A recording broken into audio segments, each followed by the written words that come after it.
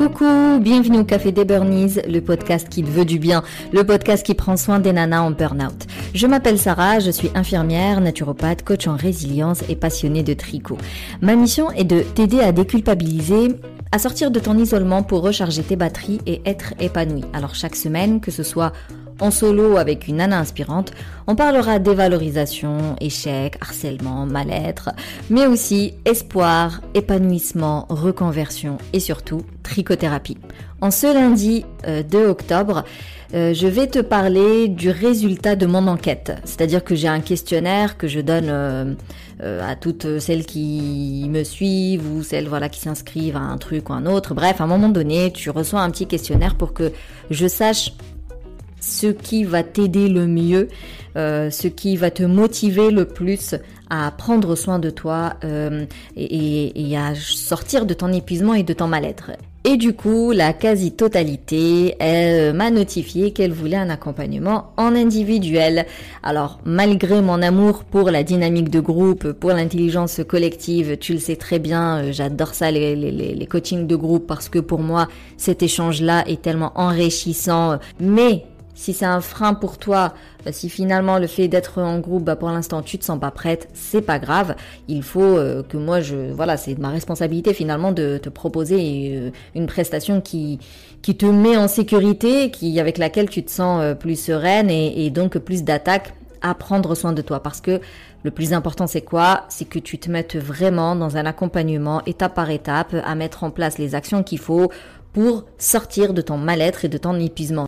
Et j'ai mis en place une nouvelle offre qui s'appelle Sérénité, qui est exclusivement en individuel sur 4 mois et sur laquelle on va se concentrer sur un point bien précis, celui de la résilience. Alors dans cet épisode, je vais te parler de résilience et comment est-ce qu'elle peut venir vraiment t'aider à sortir de ton mal-être, à remonter la pente et à redevenir le capitaine de ton navire. Détends les épaules, cohérence cardiaque, et profite pleinement de cet épisode.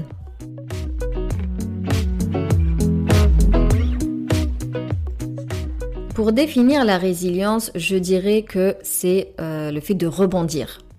C'est la manière dont les individus réagissent aux épreuves de la vie. Mais ils vont réagir de manière positive à ces moments difficiles. La définition de Becker, c'est la résilience est un processus dynamique englobant une adaptation positive dans le contexte d'une adversité importante.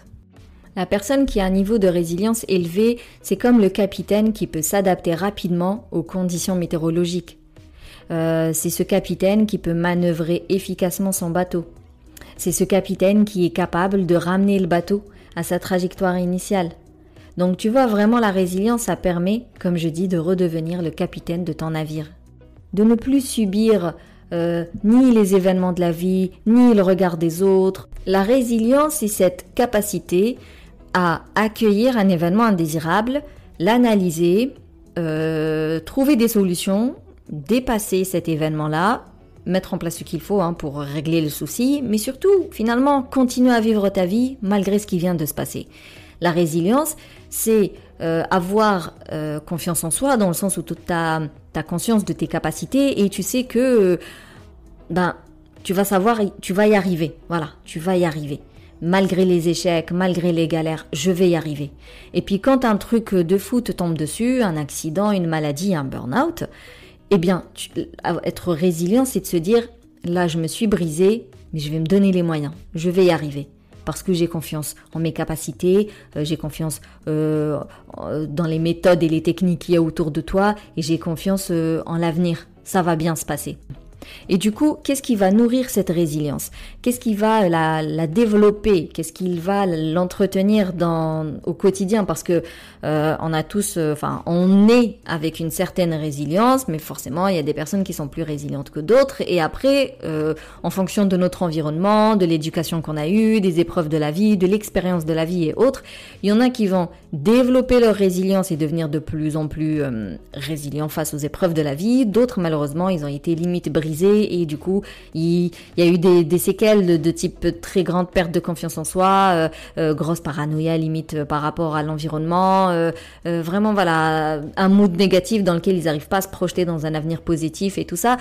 Donc ça fait qu'ils sont moins résilients et il suffit de peu pour qu'ils se sentent dépassés, déprimés, tristes et autres. Et finalement, quand tu vis ce burn-out ou que tu vis ce burn-in, qu'importe ton niveau d'épuisement, encore une fois, si tu sens que ton quotidien ne te plaît pas, si tu as besoin de l'améliorer, tu ressens vraiment le besoin de changer les choses. Par exemple, tu te dis... là, que ce soit ma perte de confiance en moi ou ma fatigue ou mon anxiété, mon stress, ça impacte ma vie pro et ma vie perso, ça me rend triste. Je ne retrouve plus le plaisir d'être avec les autres. Je suis désorganisée, je suis inefficace. Si voilà, tu as tous ces faits-là, parce que ça reste factuel. Donc si vraiment tu ne vas pas bien et tu as besoin que ça change, tu as besoin d'améliorer ton quotidien, tu as besoin de vivre une réelle transformation, mais tu n'y arrives pas toute seule, bah ça veut dire que tu as besoin d'aide pour renforcer ta résilience, ta confiance en toi, pour te motiver, recharger ta batterie de motivation. Tu as besoin d'être accompagné. Et personnellement, j'ai choisi vraiment l'angle de la psychologie positive. Je reste persuadée que la résilience, c'est la base pour surmonter toute épreuve qui va te tomber dessus, parce que la vie, elle sera jamais genre linéaire, tout va bien, c'est impossible. Donc la résilience te permet d'être confiante malgré l'incertitude. Demain, on ne sait pas de quoi il est fait, mais parce que je suis bien dans ma peau, parce que j'ai une bonne confiance en moi et parce que je connais mes capacités et parce que je suis résiliente, eh bien malgré cette incertitude-là, je reste quand même bien dans ma peau et j'ai un peu confiance. Après, tout dépend à quoi tu crois, à quoi tu t'accroches, à quoi tu tiens, ça on s'en fout, c'est la religion et la spiritualité et la croyance de chacun, mais en tout cas, être résilient finalement, c'est avoir confiance en l'avenir malgré l'incertitude, malgré le risque d'échouer même. C'est pas grave, quelqu'un de résilient, il sait que ça va aller, il va faire face. Et du coup, quand tu es en mode épuisement, que tu tombes très bas, ça veut dire que ta résilience, elle a pris cher. Généralement, celles qui font des burn-in et des burn-out, elles te disent « mais moi je suis quelqu'un de fort, j'en ai traversé de bien plus pire que ça, je suis jamais tombée, je me suis toujours débrouillée ». C'est des femmes qui ont énormément de ressources. Donc c'est des femmes à la base qui sont résilientes. Mais la résilience, ça reste comme un élastique, si tu tires trop dessus, ça craque. Donc à force de vivre des événements trop négatifs et à côté de ça, tu as oublié de nourrir ta résilience au quotidien, forcément à un moment donné, c'est tout, tu tombes. Mais c'est pas grave parce que on peut nourrir la résilience, on peut la développer, on peut la rebooster et on peut retrouver sa résilience.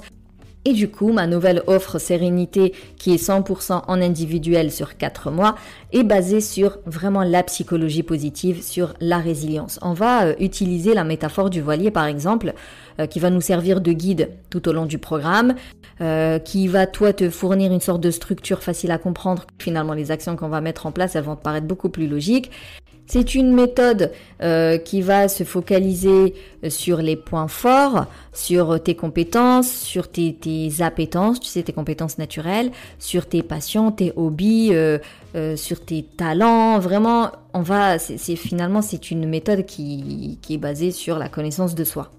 Cet accompagnement est complémentaire à toute prise en charge psychologique parce que finalement, réparer ce qui ne va pas ne conduit pas forcément au bien-être. On a besoin de réparer ce qui ne va pas en termes de traumatisme et ça, je l'ai toujours dit, le coach, il va pas le faire. Tu as besoin d'un psychologue, voire un psychiatre pour réparer les traumas du passé. Mais le fait de les réparer, ça ne veut pas dire que tu vas être bien. Imaginons, tu as une échelle de -5 à 5. Au milieu, tu as le 0. Donc, quand t'es pas bien, tu es au -5. Et avec les psychologues, la psychiatrie, tu vas arriver au 0, c'est-à-dire que tu vas réparer ce qui ne va pas. Mais ça ne veut pas dire que tu es au +5, sachant que +5, ça va être l'épanouissement, ça va être l'accomplissement de soi et autres. Donc finalement, la psychologie positive, c'est la partie de 0 à +5. La psychologie conventionnelle, c'est la partie de -5 à 0. Et c'est pour ça que je le dirai jamais assez.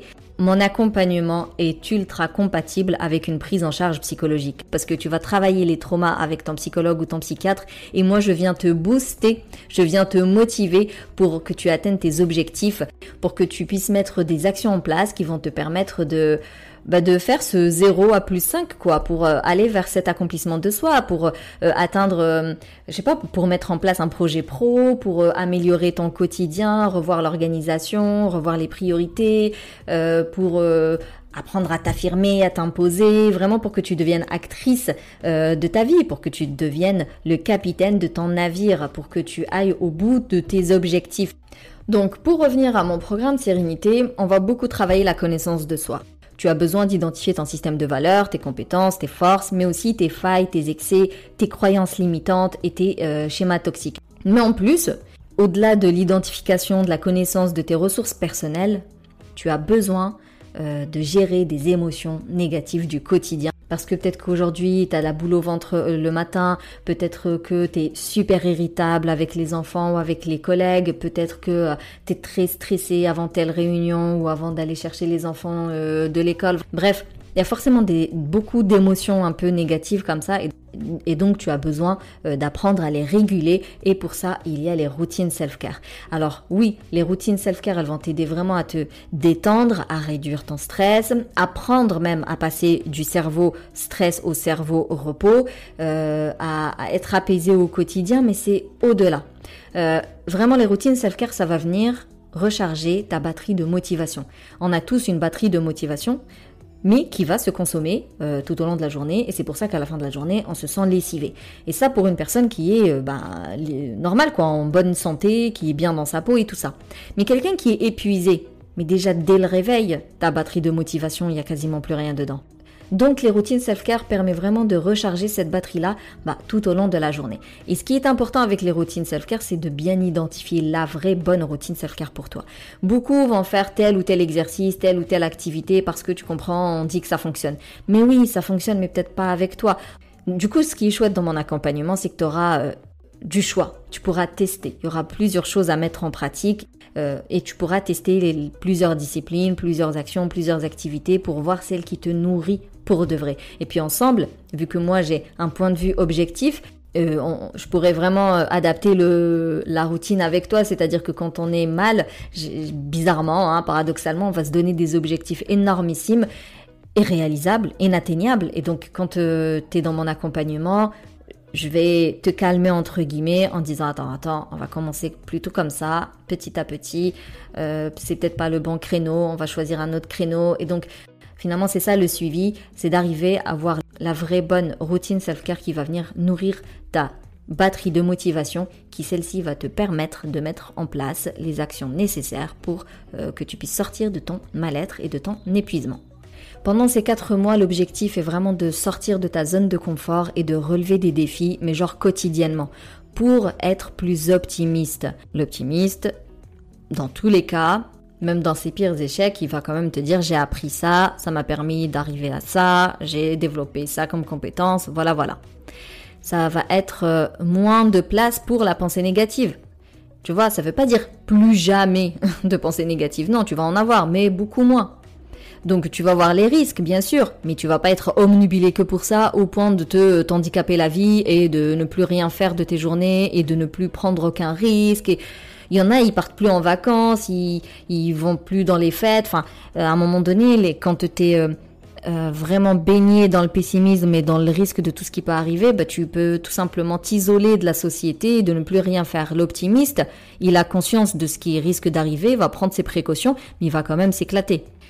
Du coup, le challenge finalement de cet accompagnement de 4 mois, c'est que tu apprennes à avoir une adaptation efficace face aux épreuves de la vie.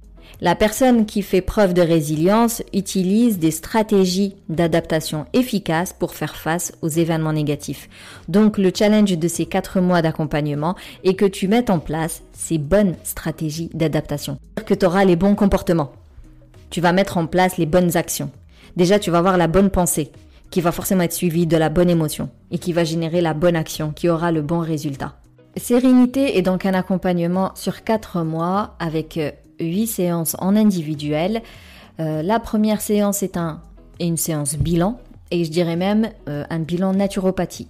C'est-à-dire que même si la résilience est une question d'état d'esprit avant tout, Il n'empêche que l'état d'esprit est dans un corps et ce corps-là a besoin d'être bien, d'être en forme, de bien dormir, de bien se reposer, de bien se nourrir, de se recharger lui aussi. Donc la première séance, c'est une séance bilan dans tous les cas, mais j'irai un peu plus loin que juste quels sont tes objectifs, tu vois, et donc on fera un réel bilan global, que ce soit sur ton état d'esprit, qu'est-ce que tu as envie d'améliorer, de changer, vers quoi tu vas aller, mais aussi ton bilan naturopathie, c'est-à-dire est-ce que tu as besoin de compléments alimentaires à base de plantes, est-ce que tu as besoin de tisane, est-ce que tu as besoin d'huile essentielle, qu'est-ce qu'on peut mettre pour améliorer ton sommeil, pour être plus en forme le matin, pour revoir ton alimentation, qu'est-ce que tu pourrais mettre plus dans ton assiette, vraiment c'est un bilan naturopathie.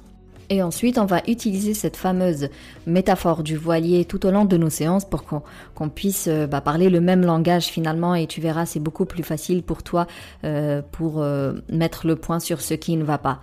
Ensuite, on mènera plusieurs enquêtes sur toi-même, donc tu auras accès à des exercices, des échelles et des tests approuvés.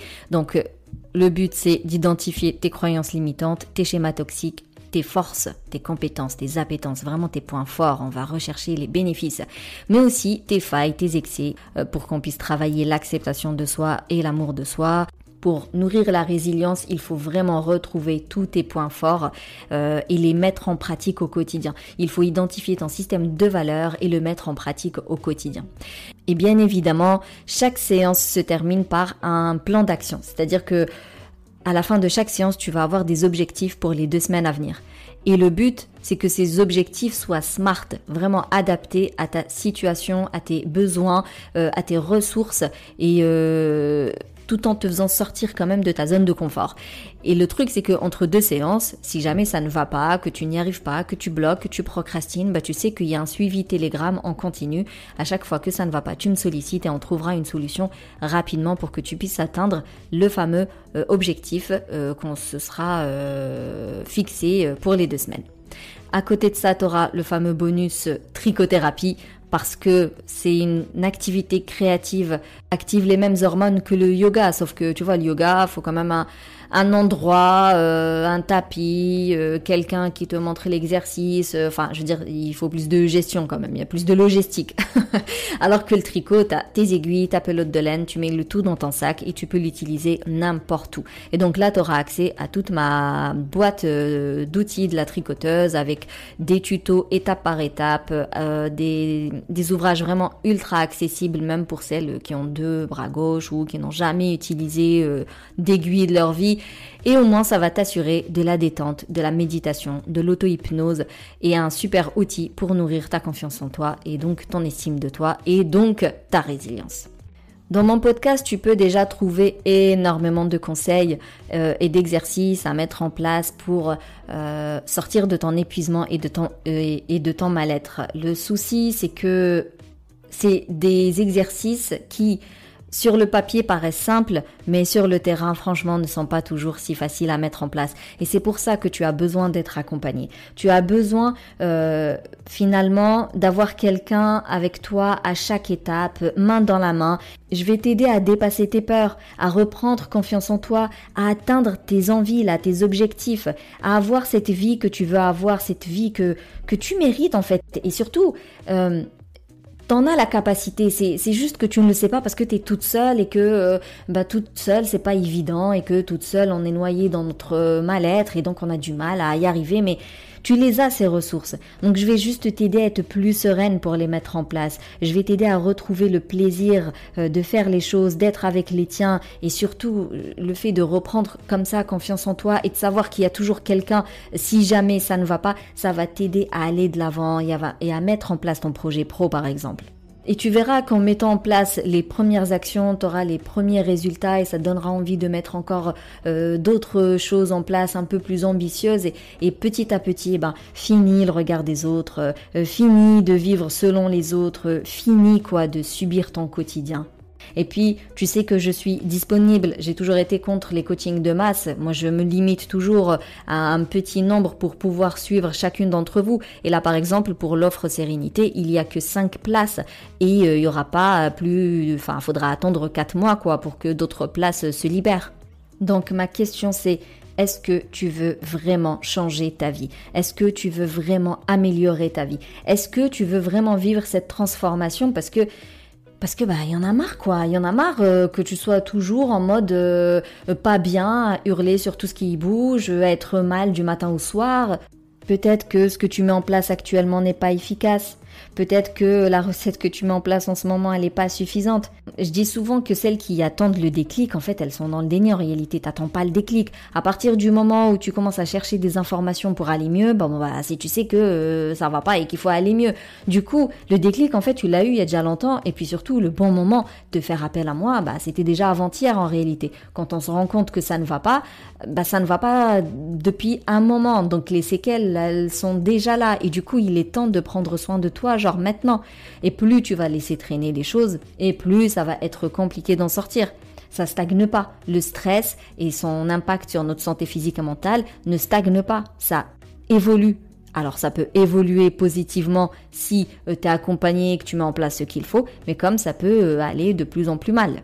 Alors si aujourd'hui tu vas de plus en plus mal et que tu as envie d'aller mieux, j'ai une solution. Cette solution, elle est sur 4 mois, il y a 8 séances en individuel, il y a énormément de ressources à la clé et il y a surtout une réelle transformation. Je veux dire, j'ai une méthode qui fonctionne. Par exemple, Audrey, elle dit « Aujourd'hui, quand je me revois en janvier et février, mon Dieu, quel changement !» Perso, j'ai eu peur de commencer. J'avais comme objectif d'être épanouie. Maintenant, j'ai les clés pour l'être au quotidien. Et aujourd'hui, je le suis. Catherine, elle te dit « Ça m'a vraiment apaisée. J'ai retrouvé le sommeil, l'envie de rigoler. J'ai apprécié le suivi. » Lydia, elle te dit « Je sais pas si je ne referai jamais de burn-out, mais j'ai tellement mis en lumière les signaux indicateurs que j'ai déjà bien évité quelques rechutes. » Gladys, elle dit « Tu es une belle rencontre, je ne m'attendais pas à ce niveau de bienveillance, compréhension, écoute et conseil. Avec toi, c'est du concret, c'est du palpable. » Najwa, elle dit « Le programme m'a donné beaucoup de structure, je suis apaisée, je suis fière de moi d'avoir instauré les routines self-care qui m'aident à m'organiser et me motiver. J'ai testé les suivis psychologiques, le tien est plus concret. » Alors je sais que beaucoup vont se dire « Ouais, mais j'attends d'être plus en forme, j'attends d'avoir plus de temps, j'attends de me sentir prête, mais... » C'est parce que tu n'es pas en forme, c'est parce que tu es désorganisé, c'est parce que tu es inefficace en ce moment, c'est parce que tu as peur de faire telle ou telle chose, parce que tu as peur de ne pas y arriver. C'est parce que tout ça, en fait, tout ça fait partie du problème. Et c'est à cause de tout ça que tu as besoin de moi, justement. C'est à cause de tout ça que tu as besoin d'être plus optimiste, plus confiante, plus sereine. Donc vraiment, si tu veux réellement améliorer ta vie, si tu veux vraiment retrouver cette nana qui était dynamique, qui était souriante, qui était pleine de peps, eh bien réserve ton appel offert. Ça nous permettra d'échanger et surtout ça me permettra de savoir si je peux réellement t'aider, si mon accompagnement est adapté pour toi ou non. Par contre, franchement, only motivé quoi. Je veux des nanas qui veulent reprendre leur vie en main. Je veux des nanas qui veulent vraiment sortir de leur épuisement, qui veulent vraiment se donner les moyens, qui sont prêtes à se mettre en priorité et à prendre soin d'elles. Alors si tu veux faire partie de ces 5 personnes qui vont prendre leur vie en main, qui vont retrouver leur confiance en soi et qui vont être tellement plus sereines et plus apaisées durant les 4 mois à venir, réserve ton appel offert.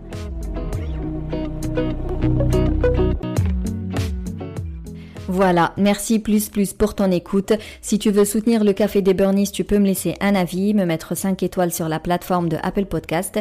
Tu peux partager le podcast comme ça autour de toi, aux personnes qui pourraient en avoir besoin. Pour échanger, je te donne rendez-vous sur Instagram, mais je te conseille de rejoindre mon canal Telegram. Et puis d'ici là, booste ton feeling good.